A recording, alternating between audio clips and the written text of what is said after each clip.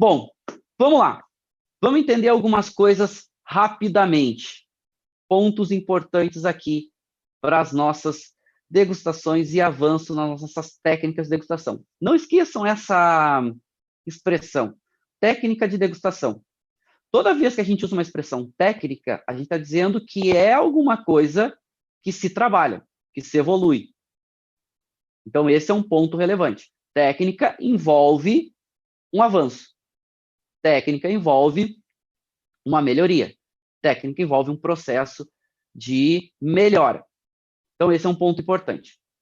Okay? Bom, aqui as redes sociais, quem quiser marcar lá, né, no Instagram, é Marcelo_Vargas, vai ser uma honra e eu vou conseguir acompanhar o que vocês estão postando também. Mas vamos lá. O que interessa aqui hoje é conteúdo para nós. A hora passa muito, muito rápido. Então, peço desculpas, eu falo bastante, gosto de passar conteúdo.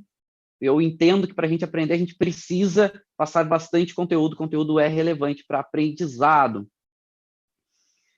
Degustadores. Primeiro ponto, quando a gente vai entender que a gente tem dificuldade, é entender que a gente é diferente. Todas as pessoas são diferentes. É visível isso. Não é visível? Uns não são mais altos, uns não são mais baixos, uns não são mais gordos, uns não são mais magros, biotipos diferentes. Vocês acham que só visualmente, esteticamente, as pessoas são diferentes? Não. Internamente também são. Os sentidos são diferentes. Tem gente que tem mais papilas gustativas, tem gente que tem menos. Tem gente que tem mais capacidade de receber informações, estímulos sensoriais, tem gente que tem menos. Mas é importante a gente entender que, por mais que a gente fale dos sentidos, a gente tem que ter um comprometimento de parar para aprender, e nesse comprometimento a gente tem que parar para se rever. Constantemente a gente tem que, para dogmas, estar dispostos a derrubá-los. Porque degustação que a gente entende hoje, vou falar para vocês, parece que a gente entende muito sobre degustação. E eu vou dizer que, cientificamente falando, a gente entende muito pouco ainda sobre degustação. A gente entende muito pouco sobre os sentidos. A gente sabe que são ferramentas incríveis, com uma capacidade absurda, fundamentais para a gente sobreviver, mas a gente entende pouco. Aqui eu trago para vocês 3 degustadores completamente diferentes. Alguém vai questionar que são 3 grandes degustadores de vinho? Robert Parker, James Suckling e Jancis Robinson. 3 das maiores autoridades em vinho no mundo. Okay? E 3 pessoas que eu recomendo vocês seguirem. Por mais que Robert Parker hoje esteja aposentado, ainda a publicação dele existe. Está um pouco mais comercial, sim, né? Foi comprado pelo Guia Michelin, a Wine Advocate, mas ainda gera muito conteúdo lá. O James Suckling, certo? Hoje uma das grandes referências, e a Jancis Robinson, que é, no meu entendimento, a maior autora, a mais importante autora de livros e bibliografias fundamentais sobre vinho. Bom, perfis completamente diferentes. Se vocês pararem, inclusive se vocês entrarem lá no Twitter da Jancis Robinson e do James Suckling, acontece de vez em quando deles trocarem umas, digamos, umas animosidades por causa de degustação. Então, eu lembro de uma recentemente que aconteceu, se vocês entrarem lá nos históricos deles, vão até achar, que o James Suckling degustando um chateau importante de Bordeaux, falando umas características de uma safra específica, e a Jancis concordando com ele. E aí, daqui a pouco, a Jancis, lá no comentário, bota, não, mas espera aí, você está falando da safra X, eu sei que você estava falando da safra tanto tempo atrás, porque as minhas anotações são completamente diferentes. E aí, então, sabe? Eles não são iguais, eles são diferentes. Assim, os sentidos deles são diferentes. O que acontece é que, com o passar do tempo, com técnica de degustação, com exercício, enfim, tu vai afunilando e vai ficando mais próximo. Mas eu dou certeza, isso é científico, eles não conseguem entender exatamente da mesma forma. Mas eles conseguem chegar a ponto de dizer o seguinte, não, esse vinho tem um tanino mais grosso, tem mais quantidade de tanino nesse vinho. Esse vinho tem menos tanino, esse vinho tem uma acidez, tem muita acidez. Não, esse vinho tem pouca acidez. Mas não significa que eles estão sentindo a mesma coisa. Mas estão mais próximos. E isso o tempo vai alinhando. Então, não esqueçam, nós somos diferentes. E quando numa degustação alguém está lá sentindo aromas e sabores e diz o seguinte: estou sentindo um aroma de groselha. E aí alguém fala assim: não, mas eu não estou sentindo. Poxa, será que eu estou certo? Será que a pessoa está errada? Pode ser que os dois estejam certos. Pode ser, por quê? Pode ser que tu não entenda aquela molécula, aquele conjunto de moléculas, talvez tu não esteja sentindo aquele aroma, mas não necessariamente não vai existir. Então, esse é um ponto importante, tá? Bom, vamos avançar um pouquinho. Quando a gente fala em avaliação sensorial, e aqui um ponto importantíssimo, eu vou falar sobre isso muito, principalmente, mais para frente vai ter uma aula exclusiva sobre isso. A avaliação sensorial, vamos aprender alguns termos corretos. Gente, a gente não faz análise sensorial de vinho, não é análise, é avaliação. A análise tem que estar em laboratório, tem metodologia científica, um monte de regramento. Isso é análise sensorial. A gente faz a avaliação sensorial. Mas o que o enólogo faz na vinícola? Avaliação sensorial. O que a Jancis Robinson faz lá quando degusta vinho? Avaliação sensorial. Não é análise sensorial. Análise sensorial é um termo errado, ok? Vamos explicar um pouco mais para frente. Mas vamos falar, então, avaliação sensorial. Os nossos sentidos, as nossas ferramentas. Um ponto extremamente importante e que nos bloqueia e que nos limita é o nosso entendimento errado, que são os nossos sentidos que avaliam os vinhos. Uau, tá, mas eu cheiro para sentir o aroma. Eu enxergo para analisar a cor. Eu tenho que colocar na boca, tenho que botar no palato para sentir sensação tátil, para sentir alguns aromas e sabores. Sim, mas o que faz a interpretação disso, o que é responsável no final por processar essa informação é o nosso cérebro. Então, os sentidos são fundamentais. Sem eles, a gente não consegue fazer a degustação. Mas é o cérebro que processa a informação. É o cérebro que faz esse interpretação de estímulos e vai montar a degustação. Lembra que eu falei para vocês na aula passada que o cérebro ele trabalha como... Ele pega esse monte de informação e vai montar tipo historinhas. Ele vai como se fosse um gibi. E aqui é uma imagem que ilustra um pouquinho isso. Ele pega esse monte de informação e vai tentar montar uma imagem. O cérebro funciona assim, ele vai tentar montar uma imagem. O que muitas vezes é óbvio, para o cérebro nem sempre é óbvio. Ele precisa... aqueles caminhos que eu falei que vão se formando, ele vai tentar seguir aquele caminho para deixar óbvio para ele, para chegar a uma interpretação. Então, isso é um ponto importante. A gente precisa também ajudar o cérebro, não é só os sentidos. A gente precisa ajudar o nosso cérebro a trabalhar com essas informações. E por que avaliar vinho é tão difícil? Porque é muita informação sensorial acontecendo ao mesmo tempo. São muitas. São fundamentais, são importantes, mas são muitas. Não dá para a gente negar isso. Agora, por essa quantidade de informação sensorial, é que torna tão rico, tão interessante degustar vinho.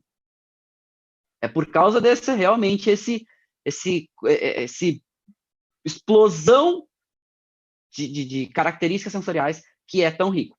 Mas vamos deixar um pouquinho, tentar explicar muito rapidamente como tudo funciona.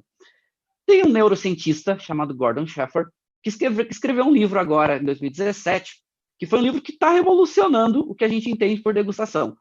E assim, vai cada vez mais o entendimento sobre degustação avançar. Porque é orgânico e importante. Orgânico no seguinte sentido, a partir da hora que tem pesquisadores que estão cada vez mais dedicados a isso, a tendência é a gente avançar nesse processo. E muita coisa que a gente achava que era verdade, a gente está descobrindo que não é. Esse neurocientista, ele diz o seguinte: o cérebro é o principal responsável por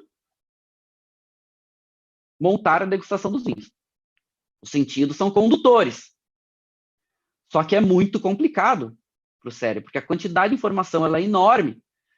Então, ele está dizendo o seguinte: são várias partes do cérebro interagindo ao mesmo tempo para tentar classificar, para tentar referenciar a degustação. É complicado.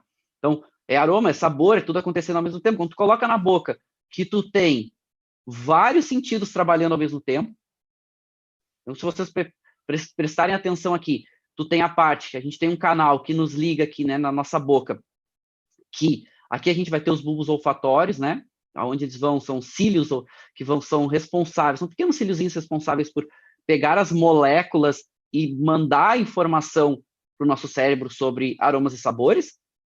E por isso que também aroma é tão impactante na nossa vida, por causa que está muito próximo às conexões neurais, é muito rápido, né, toda essa questão de aroma, então é tão impactante nesse sentido.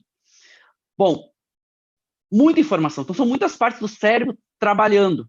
Eu não vou ficar tanto tempo nessa imagem, eu falo sobre ela um pouco mais para frente, mas qual é a mensagem aqui? A gente saber que a gente precisa também sistematizar o processo para aprender. Precisa ser. Eu preciso facilitar o aprendizado do nosso cérebro.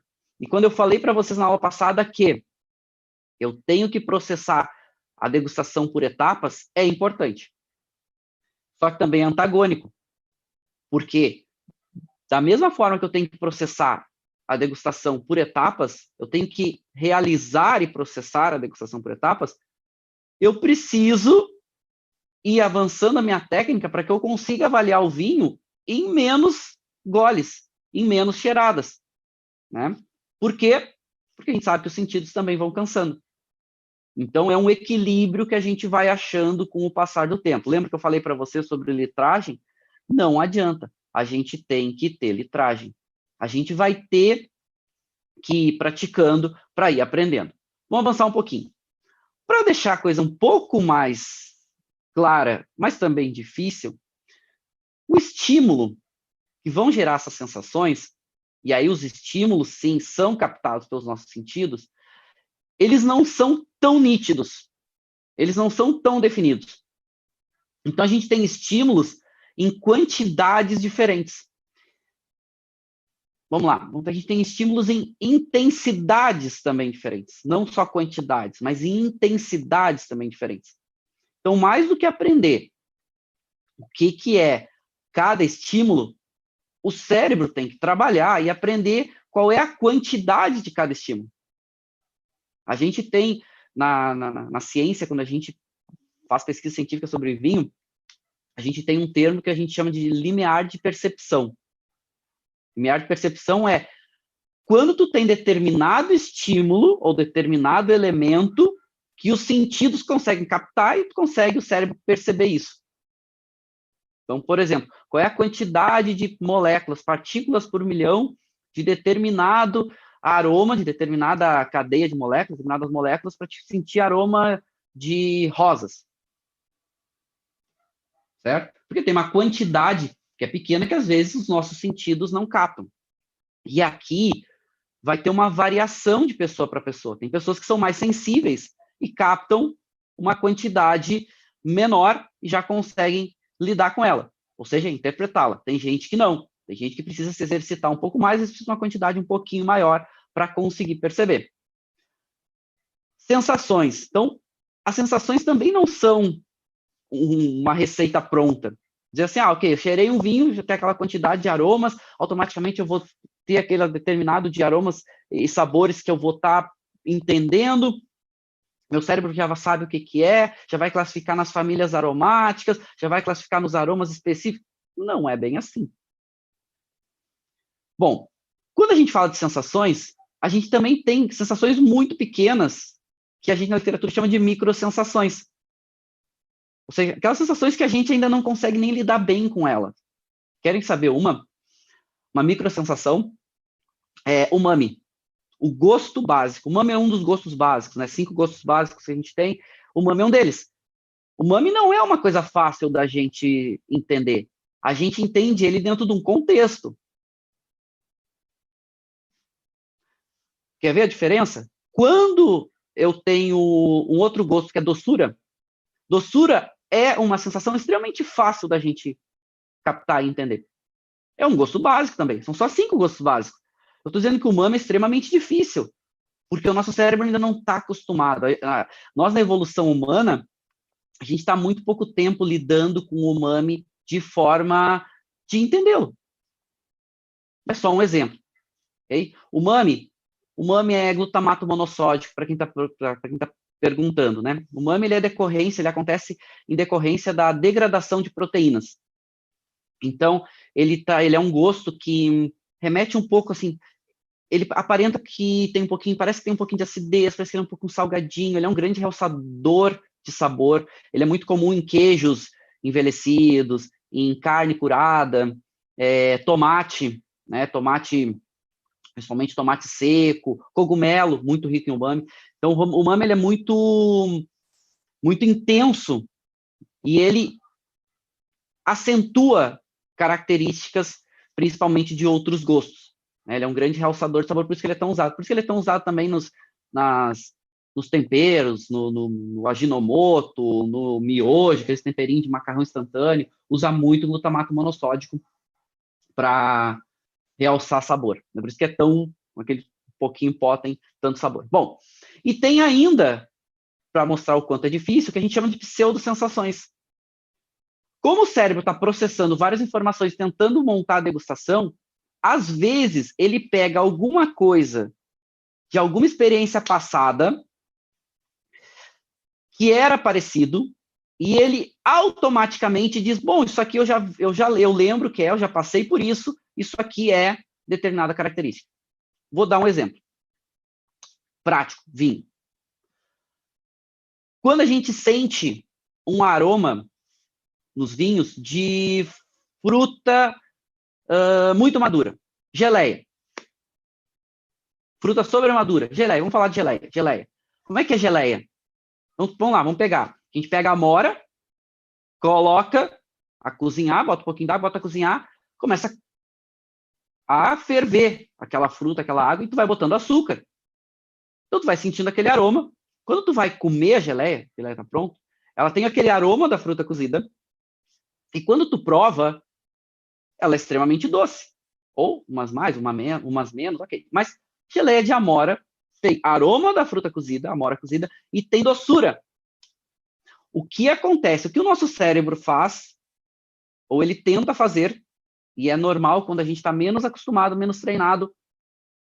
Quando tu sente um aroma num vinho de fruta doce, que remeta à compota, que remeta à geleia, aquela geleia de amora, o cérebro diz, geleia de amora. Uau, isso é doce. Tá só cheirando, não tem como saber que é doce ou não. Mas o cérebro ele já está te preparando dizendo isso é doce. Isso é geleia de amora. Quando tu coloca o vinho na boca e de novo ele sente por aroma indireto o aroma da amora ou da geleia de amora. E aí ele pensa, poxa, é doce.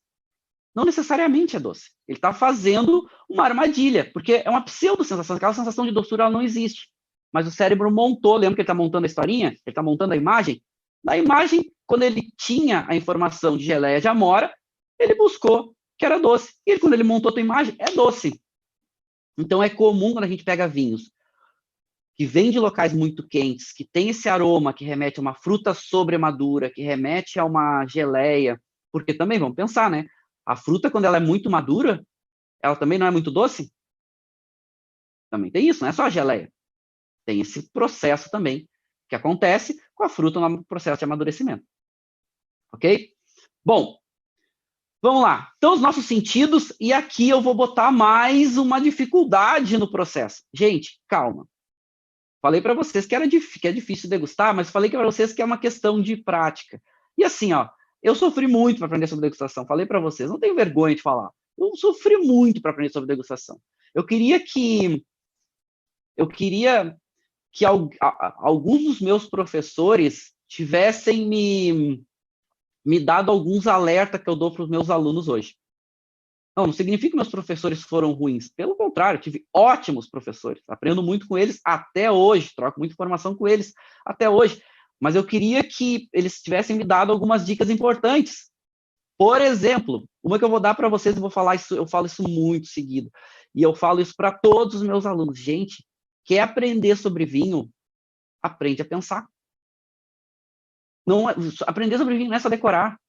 Tu precisa pensar, precisa aprender a pensar, precisa pensar e precisa te instigar a ponto de gerar um pensamento que é por que as coisas acontecem dessa forma. Isso é super importante. Eu queria que alguém tivesse me dito antes. Ao invés de tu pegar os livros e ficar só decorando lá, tipo a região tal, o solo, que dá determinada característica, isso é importante, não vou dizer que não. Mas alguém dissesse, para antes disso e pensa por que isso é assim. Bom, vamos lá, avançando. Então, vamos pensar. Vamos falar sobre sentidos.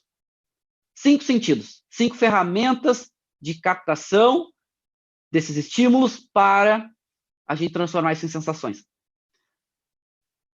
A gente tem duas formas, dois tipos de estímulos, que os nossos sentidos sempre vão trabalhar com deles, que são os estímulos físicos e os estímulos químicos. Qual é a questão aqui? Os estímulos físicos são mais fáceis de serem interpretados. Os estímulos químicos são mais difíceis de serem interpretados. Bom, o que eu estou sugerindo para vocês? Vocês têm que prestar muita atenção e dedicar mais tempo a todos os estímulos químicos. E os estímulos químicos, eles acontecem aonde? No olfato e no paladar. Por isso que é tão difícil entender aromas. É químico. Aquela molécula tem que sair, chegar a determinada parte dos nossos receptores para ter uma interpretação. Por que o paladar é tão difícil de ser interpretado? Dificílimo, não é fácil. Tem que o produto chegar em determinada área, determinada área tem que buscar determinada informação, tem que mandar tudo isso para o cérebro, só que o cérebro não está processando só aquela informação, está processando várias, está tentando montar a imagem. É muito difícil. É difícil mesmo. E sabe por que torna mais difícil, pessoal? Porque são muitas informações ao mesmo tempo. O cérebro não está buscando uma única informação e tentando montar a imagem, está buscando muitas. Extremamente importante, e aqui já vai por que também a gente não aprende ou tem mais dificuldade. É extremamente importante a gente, para avaliar vinho, parar, se preparar, se concentrar e fazer o que a gente chama de mindset, né? Um preparamento, para preparação do nosso cérebro, não só uma preparação ambiental, mas também dos nossos sentidos e também do nosso cérebro. A gente tem que estar preparado para a degustação. Quanto menos experiente a gente for, mais eu tenho que me preparar. Gente, eu não estou dizendo que vocês precisam fazer isso quando vocês vão tomar vinho. Por favor, não. Quando tomar vinho, abre e toma. Mas quando tu for estudar vinho, tu vai estudar avaliação, tu quer aprender técnicas de degustação, para e presta atenção na degustação. Vamos praticar? Vamos. Deixa eu tentar, eu rapidinho aqui. A gente está conectado, tá? Eu vou só rapidinho tentar melhorar nossa conexão. Segundos para a gente tentar melhorar isso aqui. Vamos ver se a gente consegue. Espera aí. Dê um segundinho aqui, porque eu vi que está picando aí no... Bom, ao vivo é isso, né, pessoal? Só um minutinho.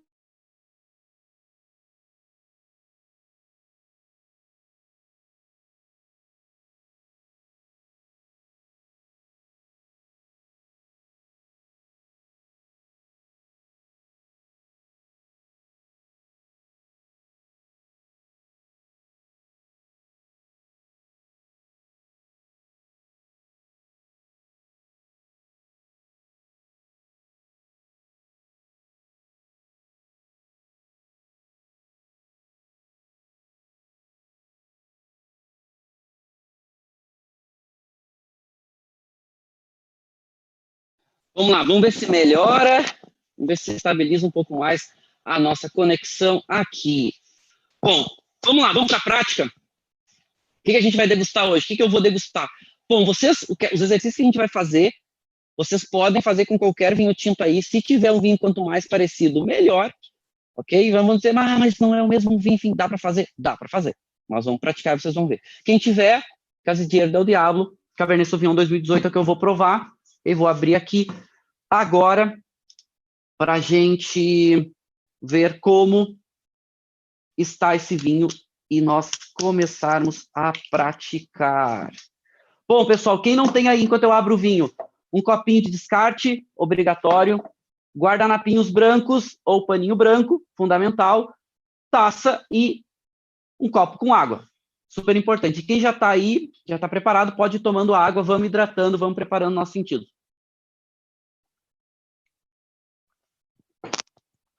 Super importante para a degustação. Quanto mais água você tomar, melhor. Ah, mas aí eu vou cansar. Não, não vai. Água não cansa. Né? Então, tome bastante água. É super importante estar muito bem hidratado. Vamos provar o nosso vinho. Ótimo, não temos vazamento. Vamos lá. Bom, lembra, né? Sempre antes de servir o vinho na taça, sempre olha se a taça está limpa e cheira a taça. Fundamental, vou falar isso sempre para vocês. Cheirem a taça. Porque depois, se tu não cheirou a taça antes, botou o vinho, tu vai provar, vai sentir, tem um cheiro estranho, como é que tu vai saber se era do vinho ou se era da taça? Ah, vai ter que pegar outra taça, vai dar uma trabalheira desnecessária, certo? Então, cheira.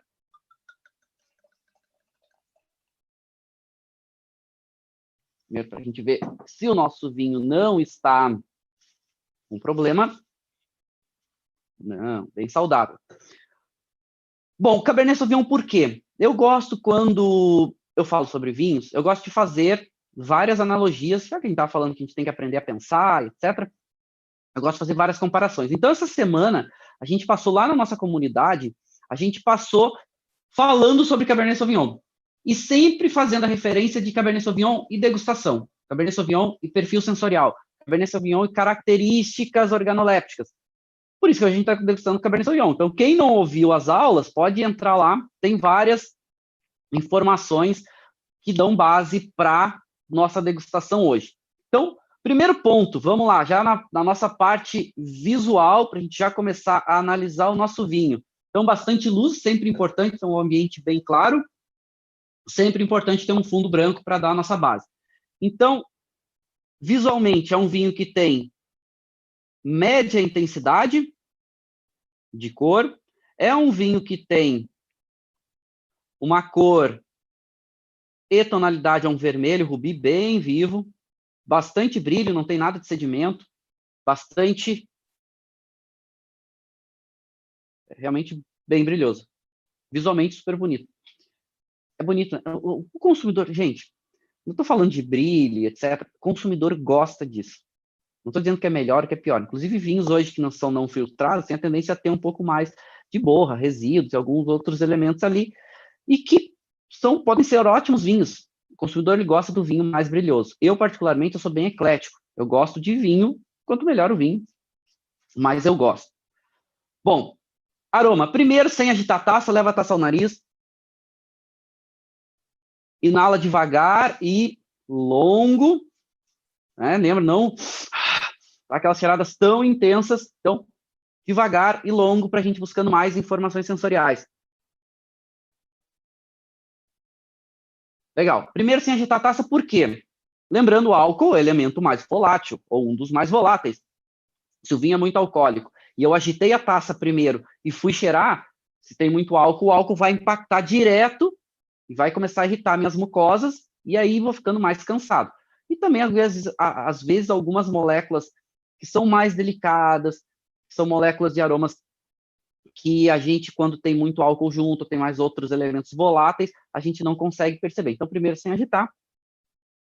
E sem agitar a taça, aqui a gente já vê um perfil de bem perceptível, que é álcool, o álcool está perceptível, uma intensidade de fruta, aí vamos lá, uma intensidade de aroma, aromaticamente, por enquanto, intensidade média, mas uma intensidade parecida de álcool, fruta e algum aroma relacionado com ervas.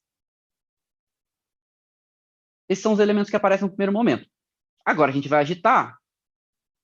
E aqui, quando a gente estiver agitando taça, ou seja, volatilizando, e vai ajudar a volatilizar, soltar mais aromas, mais sabores aqui.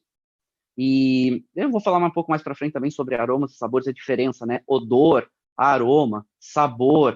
A gente vai ver um pouco mais disso para frente. Mas quando eu estou volatilizando, agitando a taça, gente, 3, 4 voltas no máximo, não precisa mais que isso, tá? Vamos botar uma coisa na cabeça, vinho não pega no tranco. Então não adianta tu ficar ali pedalando o vinho, pedalando, tá? Que não vai funcionar.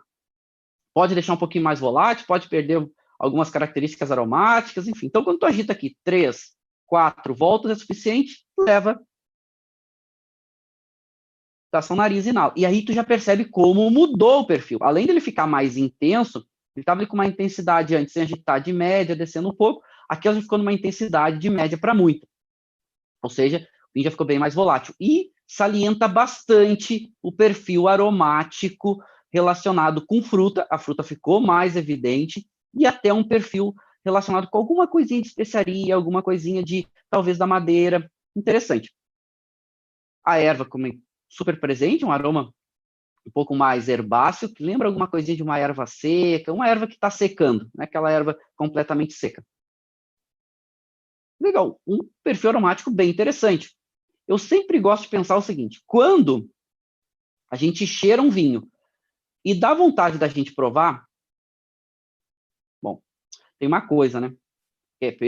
Eu sou estudante de vinho, né? Sou pesquisador, sou professor, então quase todo vinho eu tenho vontade de provar, até quando os vinhos não tem cheiro estranho. Eu tenho vontade de provar para entender. Mas digamos, eu quero dizer, provavelmente vocês que estudam vinho também deve ser assim, né? Tipo, adoram provar vinho, então cheira, vai provar.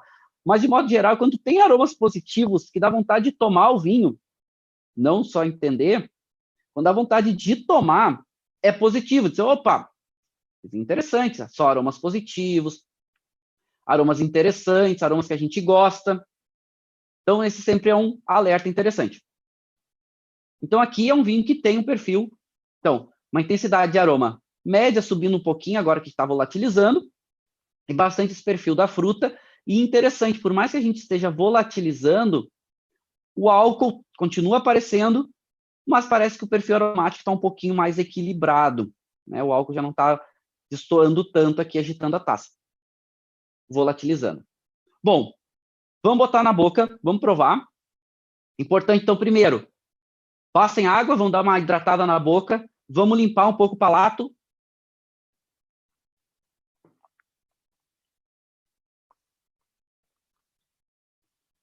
Legal. Vê como é que tá a boca, vê, né? Presta atenção como é que tá. Legal, não tem resíduo, não tá muito desequilibrado, não tô sentindo muito amargor, não tô... Bom, vamos degustar. Primeiro gole, a gente nunca avalia. Primeiro gole da degustação. Não significa que é a primeira o gole de cada amostra, mas o primeiro gole de uma degustação técnica, então hoje é o primeiro gole que a gente está tendo desse vinho, a gente não avalia. A gente vai passar o vinho pela boca. Gente, sempre quando a gente fala passar o vinho pela boca de forma discreta, tá? Lembre-se, vinho não é anapion. Eu não estou fazendo gargarejo. Não precisa isso, tá? Não precisa. Então, passa o vinho de forma discreta pela boca e aí descarta. Quem quiser engolir, pode engolir, mas descarta, mas não avalia. Porque vocês vão ver que vai ser ácido, vai ser adstringente, vai ser, ou seja, a nossa boca está tentando se equilibrar com aquele novo elemento. Vai ser um pouco mais agressivo esse primeiro gole. Então, vamos lá.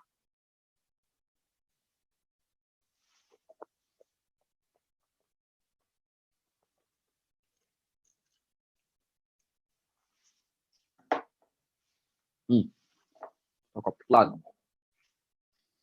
Bom, primeiro vinho da manhã, primeiro gole, pareceu amargor, uma estrutura tânica, a acidez.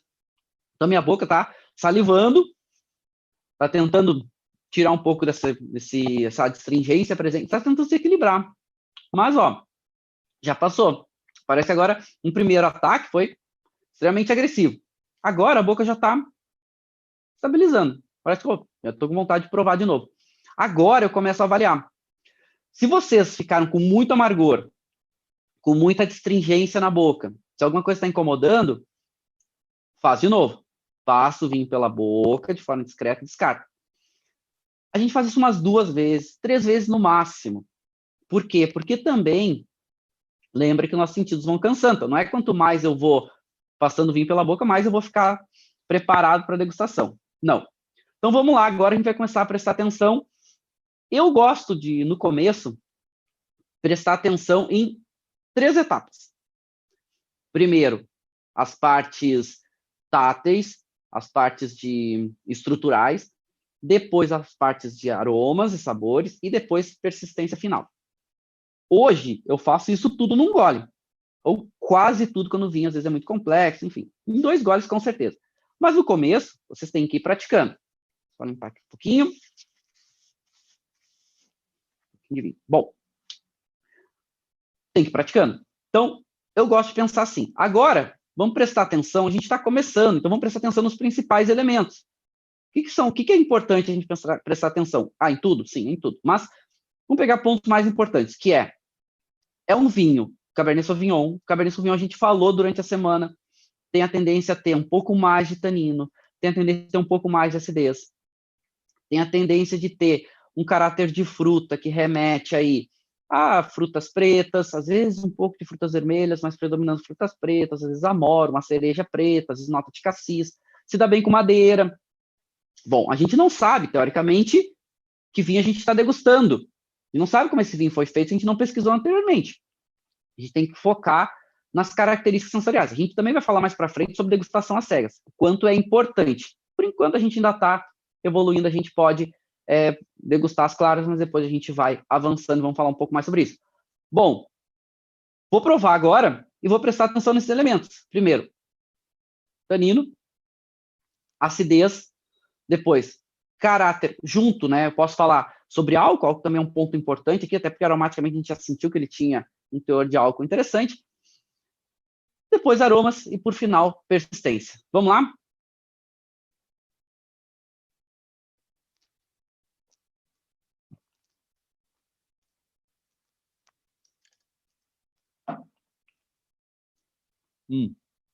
Primeira coisa, super, muito mais agradável, né?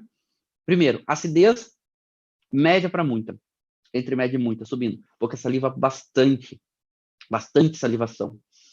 Segundo, tanino, entre média e muito. Mas um tanino bastante fino. Vamos lá. Então, um tanino bastante elegante, polimerizado já, né? Cadeias já mais macias na boca, mas bem presente. Sensação de adstringência bem presente, tanto no céu da boca, passa a língua no céu da boca, passa a língua na gengiva, sente esse travamento. A adstringência é aquela sensação, né, do caque verde, banana verde. Aqui tu sente ainda bem presente. E um bom equilíbrio entre esses 2 elementos, entre acidez e tanino. Ok? Parte de sabor.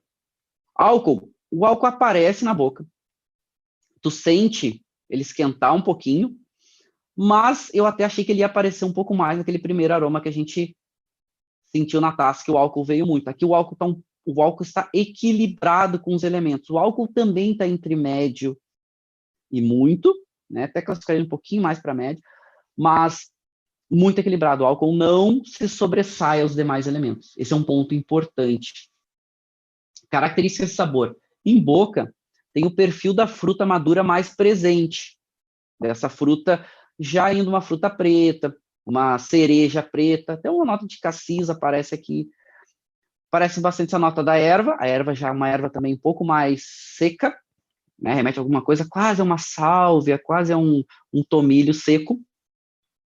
E alguma coisa de especiarias aparece, também aparece bem.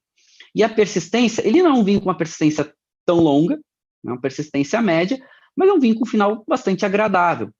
Como as estruturas estão um pouquinho mais presentes, o tanino e a acidez, até um pouco mais que os aromas, é um vinho que pode ganhar aí com alguma coisa harmonizando, para deixar menos intensa essa estrutura ácida e essa estrutura tânica, menos intensa no palato.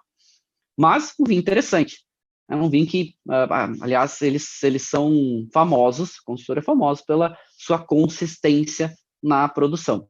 Um vinho que normalmente entrega bem, não é à toa que é um dos vinhos mais vendidos no mundo hoje. Fácil. Bom, quando a gente fala as nossas aulas lá do grupo, durante a semana, o que nos remete aqui?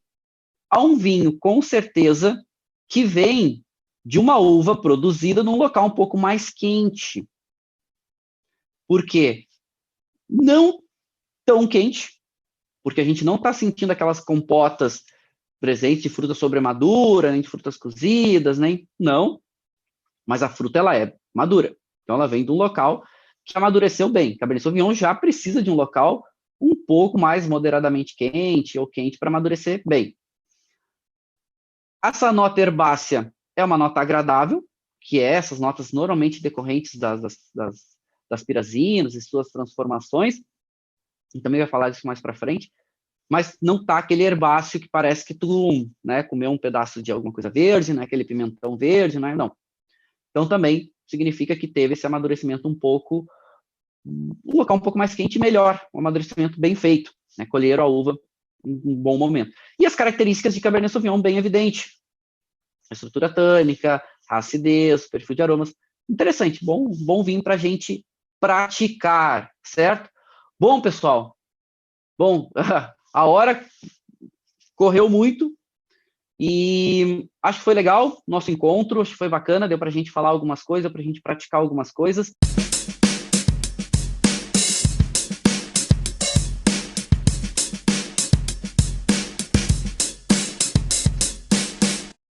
Você acabou de ouvir uma aula de vinhos do professor Marcelo Vargas, em formato de podcast. Para mais conteúdos, dicas e materiais sobre a bebida, acesse o site www.marcelovargas.org. Um forte abraço e até o próximo encontro.